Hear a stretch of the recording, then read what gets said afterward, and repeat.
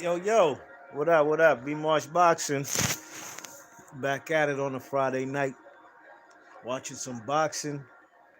And congratulations to Artur Beterbiev'S. Artur Beterbiev'S, man, improves to 17-0, 17 KOs. Stops Marcus Browne in what? I believe the ninth round. Oh, man, this guy Beterbiev'S, man, Beterbiev'S looked like booty butt cheeks. He looked like ass in his last fight, right? I believe the fight was in Russia against, I believe, a German guy. I watched that when I was on vacation out the country and things. Now, off the Better Beef tonight, he's a slow starter, no question about it. If you know the man Better Beef, that's just how he roll. Whether it's the Callum Johnson fight, or is it Callum Johnson, whether it was even against the last guy whom he fought, who he looked terrible against, but eventually got the stoppage.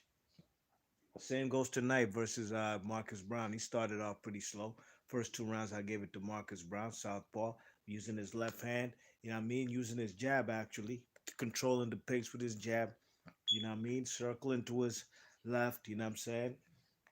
You know, and occasionally throwing that straight left hand down the pipe or to the pit of the stomach or Better Beef. Now Better Beef kept a tight high guard, you know what I mean? But he was just really collecting data.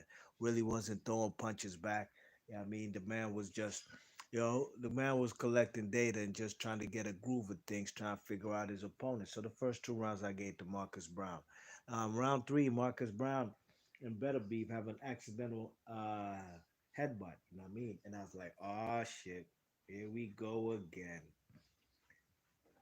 Marcus Browne. Is this a guy? I seen him in that Badu Jack fight, man? He split Badu Jack shit to the white meat, and I was dreading that would happen tonight. And I'm not trying to say Marcus Browne did that shit on purpose though, but Jesus Christ, man, you know, a high level fight, unified titles on the line, and this happens again, and I mean accidental headbutt. Anyways, Better Beef now since made some adjustments, had a sense of urgency now, and he started going in. You know what I mean? Started backing up the man. What's his name? Marcus Browne with the jab, get him on the ropes. Then he's throwing his combinations. You know what I mean? Overwhelming the man Marcus Browne. Now Marcus Browne started to load up because for the first two rounds, um, what's his name? Mark Better Beef wasn't really throwing punches like that. But now he's under pressure. Marcus Browne under pressure. Now he's starting to load up. And from rounds three, four, five, and six, the man was just basically had his back on the ropes trying to play the counter puncher role. You know what I mean? Which all backfired on him because he was clinching a lot now because the pressure was on now, the heat was on, and he wasn't active. You know what I mean? His punch output was pretty low as opposed to the first two rounds. You know what I mean? Look at Better Beef know a little English. Better Beef's a good guy, man. Respect that man. This man is a lawyer. You know what I mean? This man went to school to be a lawyer and is a lawyer by trade, but he does this boxing shit to entertain us. 17 and no, 17 KOs.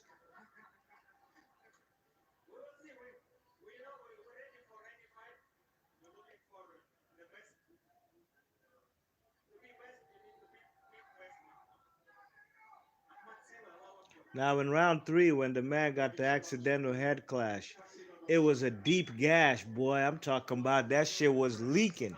It wasn't quite as bad as the Badu Jack joint, but that shit was leaking, man.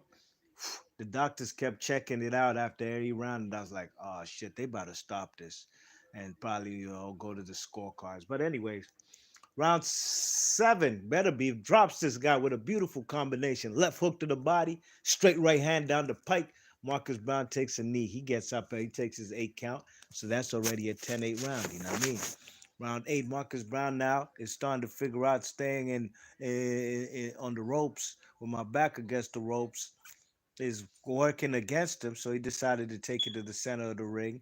You know what I mean? Trying to use his jab, not being aggressive, trying to throw the left hand down the pipe. But Better Beef, man, he keeps his mitts up high. He's blocking a lot of them. I'm saying occasionally a few got in, a few straight left hands, one or two per, but Beterbiev'S was leaking, you know what I mean? But in the ninth round, that's when the stoppage came. You know what I'm saying? This man, matter of fact, not a stoppage. What am I talking about? It's a knockout.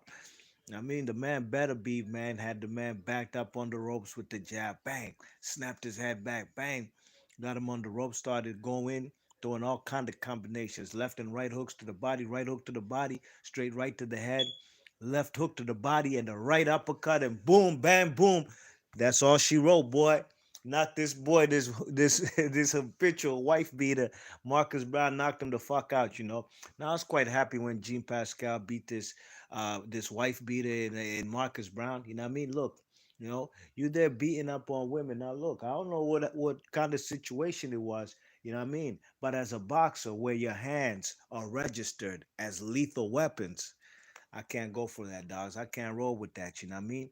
And he got his ass handed to him tonight by a real man, and the man better be, 17 and 0, 17 KOs. Like I said, the man's a lawyer.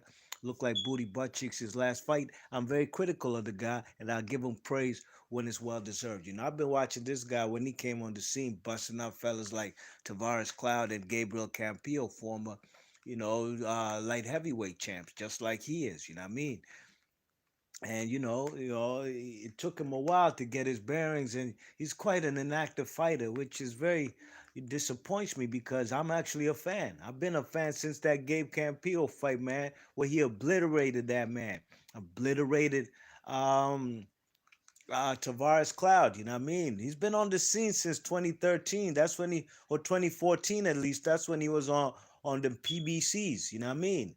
You check it. But here, Marcus Brown, a PBC fighter, crosses over the street as a Mando to fight the man Better Beef.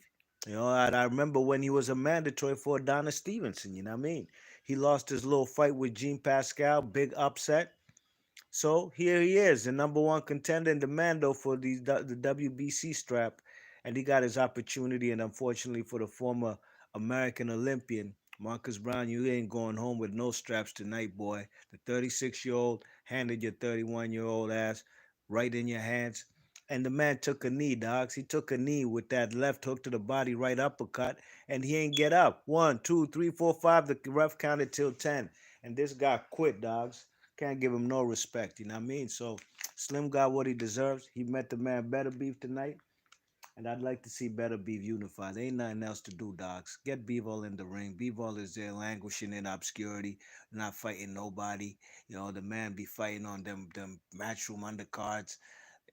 The man be like, man be fighting way early. He be fighting before, like the Katie Taylors, before the main event and the co-main event. This guy's a champion with the title holder with the WBA strap at 175. You know, the man, what's his name? Joe Smith Jr. elected not to fight the man, Beef or Better Beef. And he's fighting, I think, Callum Johnson, if I'm not mistaken. These guys need to hurry up and get this unification popping, especially the two Russians. I don't care where y'all have it. I prefer y'all have that fight in Russia. It only makes sense. Bivol versus Better Beef. Both guys are Russians. Let's that shit happen in Russia. Do that shit, man. Rybinski, man, get them fellas on. Get Rybinski on the horn and make that fight happen in Russia. I like boxing, man. And tonight, this fight in Canada, it reminded me of when the Jean Pascals and the Donna Stevensons would fight in Canada. Great atmospheres. Lucien Boutte, you know what I mean? Those were great atmospheres, where Canada was a little hotbed at the light heavyweights, especially at the light heavyweights and super middleweights. And here we have Better Beef. This is his first title defense in Montreal, Canada, his adopted home, and he gets a spectacular W. Good for him, you know what I mean? Ain't nobody ever do that to Tavares Cloud. I said Tavares Cloud to Marcus Brown, you know what I mean? So, yo, big ups to everybody in the chat. What's up? Adari Panach is in the chat. He says, do you think they should get rid of the cruiserweight division, make things easier for the fighters? No. Don't need to get rid of the cruiserweight division. They should get rid of the bridgerweight division. That's what they need to get rid of in the WBC. Cruiserweight is fine, man. Cruiserweight, look, that's a big jump going from back in the day, going from 175 pounds to heavyweight. Because when you're going up to heavyweight, there ain't no limit. It's not like you're fighting a guy who's just gonna be right on at 200 pounds. Nah, You might be coming up from 175 on some Roy Jones shit. Go up there, fight a guy who's 240. You might bulk up like on some Michael Spinks when he went up to fight Larry Holmes. Might come in that joint at 210, 208. Fighting a guy 240, dog. So, nah, cruiserweight division is very much needed, I believe. It's a division where it's like the stepchild of the heavyweight division.